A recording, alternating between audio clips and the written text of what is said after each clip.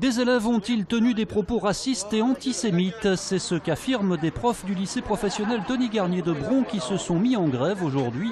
Selon eux, de tels propos ont visé à plusieurs reprises l'une de leurs collègues enseignante de mathématiques. Ça a commencé par des questions à ce professeur concernant sa supposée confession religieuse.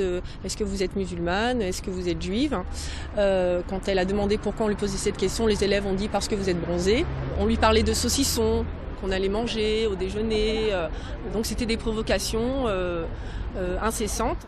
Les profs se veulent solidaires de leurs collègues et exigent des sanctions en interne contre 3 élèves. On a tout ce qu'il faut dans un établissement public pour répondre à ces actes, par le conseil de discipline, par le règlement intérieur, par diverses sanctions. Mais on ne comprend pas par contre que le chef d'établissement se défausse sur la collègue en lui demandant de porter plainte. Il nous semble que de judiciariser cette situation porte préjudice à tout le monde. Mais selon le chef d'établissement, les faits ne sont pas avérés. Ce sont beaucoup des ressentis, c'est-à-dire que l'enseignante se sent, à juste titre ou non, mais en fait se sent harcelée par ses élèves, apparemment.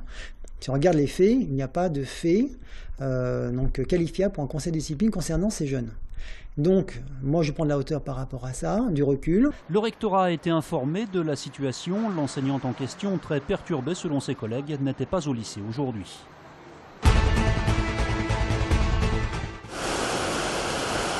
Image impressionnante du Rhône en crue à Lyon. Le débit enregistré ces derniers jours est 3 à 4 fois plus important que d'ordinaire. Des débits qui sont passés de 1000 m3 à 2000 m3 par seconde dans la traversée de Lyon. Alors sur le Rhône en particulier, on a le cumul des précipitations qui ont été très fortes sur le haut du bassin versant, donc que ce soit le Jura, la Haute-Savoie, la Savoie et la fonte nivale du fait de la température. Si le phénomène est assez fréquent sur la Saône, elle aussi en crue, pour le Rhône ça l'est moins. Par sécurité, les paquebots de croisière n'ont plus le droit de naviguer. Pour ces touristes belges, le voyage commencera donc en bus. Leur bateau n'a jamais pu arriver à Lyon. On récupère nos passagers ici au quai Claude Bernard, donc qui était notre port d'attache, pour les rapatrier vers le Pouzin qui est en Ardèche. Les habitants des péniches sont aussi invités à renforcer leur vigilance. Ils doivent se tenir régulièrement informés du niveau du Rhône.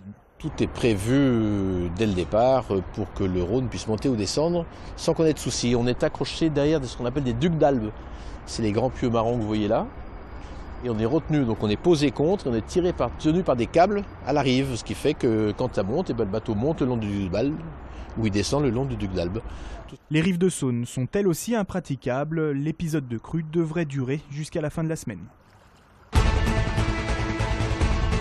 C'est impressionnant cette croix qui est remise entre les 2 autres grandes croix.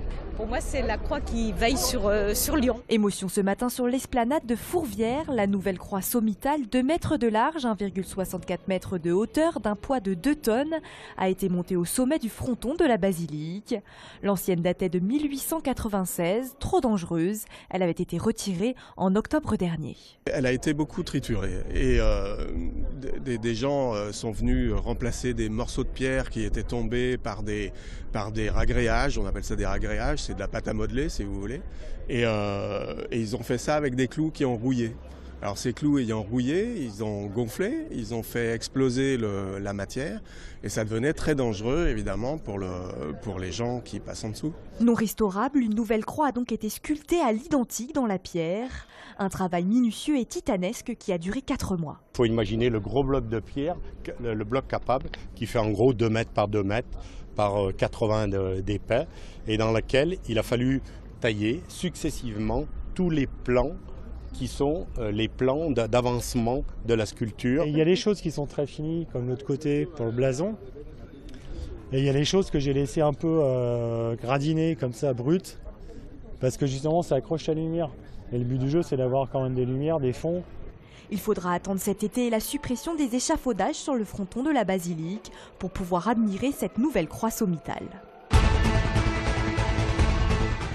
Des 2 côtés de terrain, ils étaient excellents et nous, sans confiance, sur le deuxième mi-temps, ça paye cash. À l'Astrobal, c'est Nanterre qui régale. L'Asvel s'est lourdement incliné hier soir sur son parquet 65 à 88 face au tout nouveau champion d'Europe. Maladroits dans et hors de la raquette, les Villeurbanais ont laissé passer leur première chance de s'assurer une place en play-off. Une qualification désormais incertaine avant des déplacements périlleux au Havre et au Mans. On est reparti dans nos groupes Et au lieu de penser 4e et tout ça, on pense vraiment est-ce qu'on peut se qualifier. Donc, sur les 3 matchs qui vont être difficiles, contre les concurrents directs, il faut aller chercher au moins 2 victoires, hein, c'est clair. Le projet à l'origine avec eux, c'était vraiment de promouvoir le métier du pâtre, parce qu'a priori, il semblerait que ce soit des métiers qui sont un peu en train de se perdre. Une poubelle géante de plus de 4 mètres réalisée par des apprentis plâtriers pour valoriser leur filière. C'est le support insolite sur lequel travaille le collectif d'artistes lyonnais Birdie Kids, associé au projet pour la décorer. Et pour les graffeurs, la poubelle, c'est le meilleur symbole de la rue.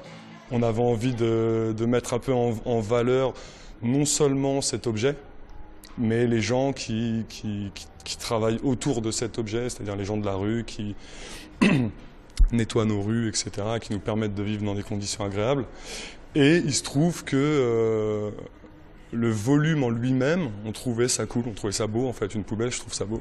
La poubelle géante des apprentis plâtriers décorée par les Birdie Kids sera exposée à partir du 12 mai dans le hall du cinéma de la Cité internationale. Elle y restera 2 mois.